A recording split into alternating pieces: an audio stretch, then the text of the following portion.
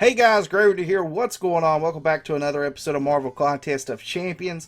And as most of you probably already know, there has been the rumor circulating, or at least the confirmation from Kabam that it's been rumored about what event it's going to be. But Kabam has stated that there will be a returning event, an alliance event, to the game. One that we haven't seen in a while. And people have speculated that it was going to be the Alliance Arena brought back, which is not the case. I think that was the biggest thing that people speculated, was it was going to be that. It was also speculated that we were going to be getting the gifting event back, and that's what the whole hoopla about that was. Still could potentially get that back a little bit closer to the Christmas time, whenever the event happened last time. But we do have confirmation on what the event is that we are going to be getting back involved in. Now, me personally, I never said anything about it, never made a video on it until now, but I figured it was going to be the Crystal Opening event. If you guys remember correctly, before Summoner Advancement came out, the big thing for Alliances every single week was Crystal Opening event. The Crystal Opening event. That's what predated Summoner Advancement. And then they kind of combined Summer Advancement with a bunch of other stuff, which is, one of the events we have coming now for 7 days. Combined that so that it made it a lot more easy for a little bit lower level alliances to be able to compete with some of these top alliances. Now, obviously, we're not going to be able to compete with the ones that do spend tons and tons of money, because opening those feature crystals are exactly where most of the points come from for Summoner Advancements, but it made it a little bit more relaxed so that people didn't, feel like they had to contribute so much that it ended up breaking up alliances and causing people just, to leave and not be a part of alliances anymore. But here it is. We have one event coming soon, and that is going to be our new 7-day event. I don't know if this is going to be a reoccurring event or not, but it is a 7-day event. Draw duplicates. One of the few that people probably didn't remember that was in this game previously. And one that people, I don't think, really thought of for the event that was going to be coming back. Now, what I have seen looking at this right now is we have no rank rewards. I don't know if that's going to change. I would speculate that it would, because it's a 7-day event. You would think that there would be some kind of rank system, some kind of rank reward, because most of these events do have them. I mean, most of the bigger ones, the 1-day events, they don't have them. But most of these 3-day events, they have rank rewards. 7-day event, rank rewards. Now, albeit, the 7-day event that we have, Summer Advancement, does not have any milestone rewards. That could be a way that they're trying to compensate for the fact that Summer Advancement does not have any kind of milestone rewards. Maybe this 7-day event will only be based off of the fact that you get milestones. Maybe Summer Advancement will stay the way it is, and you don't get milestones for that. You just get the rank rewards. Because the draw duplicates and Summer Advancement is very much going to rest hand in hand.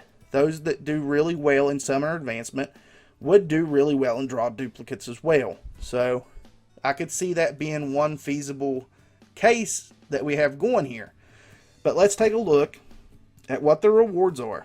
So we've got 2-star crystal, 3-star shards, 3-star shards, alpha and a tier 3 class crystal, 4-star tier 3 class crystals, 4-star shards, tier 4 basic fragments, 4-star shards, tier 4 basic fragments, tier 4 basic fragments, and tier 4 class fragment crystals, tier 4 class fragment crystals, and finally, if you can score 500,000 points overall, you pick up a tier 4 class catalyst for your entire alliance. So everyone that is able to participate in this event will get a tier 4 class if you can draw the 500,000 points. Now here's where things get a little bit tricky. It's not really that bad. It's not as bad as what it seems like when you start crunching the numbers. The final points that you need for this event is 500,000 points, right?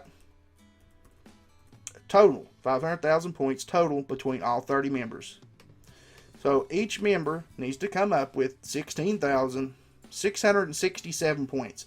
It comes out to be 16,667 points, or 66 points, 0.66666, repeating to 7. So we're just going to round it off and say 16,667. Now, let's look at the points that we can possibly get here. 1,000 points per 4-star duplicate. Now, it's going to be really, really difficult to be able to get, a 4-star duplicate. Normally, I only get like 1 per week.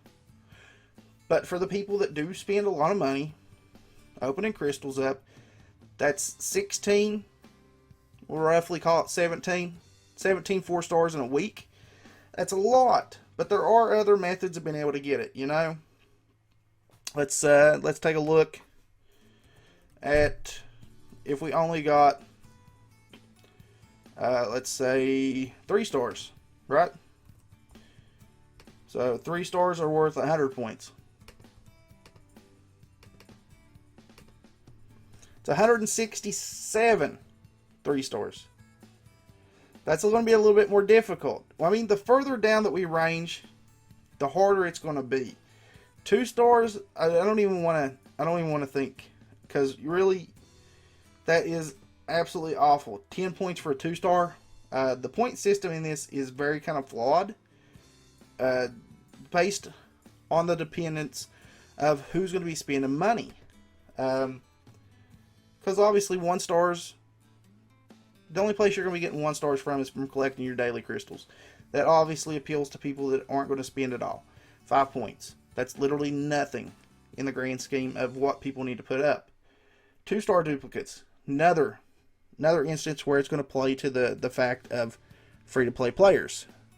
It is absolutely insane to think to put up that many points off of 2-star duplicates, which is what you get mostly out of this game, at 10 points apiece. And then 100 points for 3 stars, which sometimes can be even difficult to get for free-to-play players. It can be a little bit more difficult for them to even get 3 stars. And that's still only 100 points. And then you range all the way up 900 more points. I mean, there's literally a 5-point difference between the 2-star and the 1-star. There is a 90-point difference between the 2-star and the 3-star. There is a 900 point difference between the 3-star and a 4-star. That is an insane jump in point totals to me. You go from 5 to 90 to 900. That does not fluctuate very well to me. I personally don't like that. I think it should step down. 15, 1,000, 500, 250, and we'll say 100. That would make things a little bit easier. I don't know. Maybe it's just me, but that would definitely make things a little bit easier, because you don't want everyone to get the rewards, but you don't want to make it completely out of sight either, which is exactly what this kind of does in my mind. It kind of makes it completely out of sight and out of reason for anyone who is not going to be able to pop at least 4 or 5 4-stars in a week.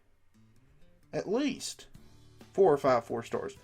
Obviously, you're going to have a couple people who are going to pick up slack for other people in your alliance, but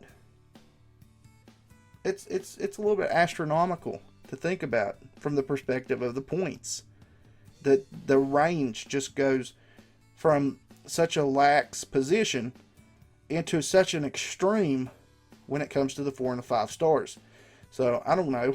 I could even understand maybe a 5-star being worth 2,000 points and then ranging down to 1,000, because 5 stars do come a little bit harder to get. It's not a crystal you can actually purchase in the game. It's a crystal that you actually have to work for. But I don't know. We'll see how the event pans out. Let me know how you guys feel about this event down in the comment section below. And that's going to be it for this one, guys. If it's your first time watching the channel, please consider leaving a sub on it. If you enjoyed the video, please leave a like on it. And as always, remember to like, share, comment, subscribe. And we'll catch you in the next one. Later. 'Cause we scream.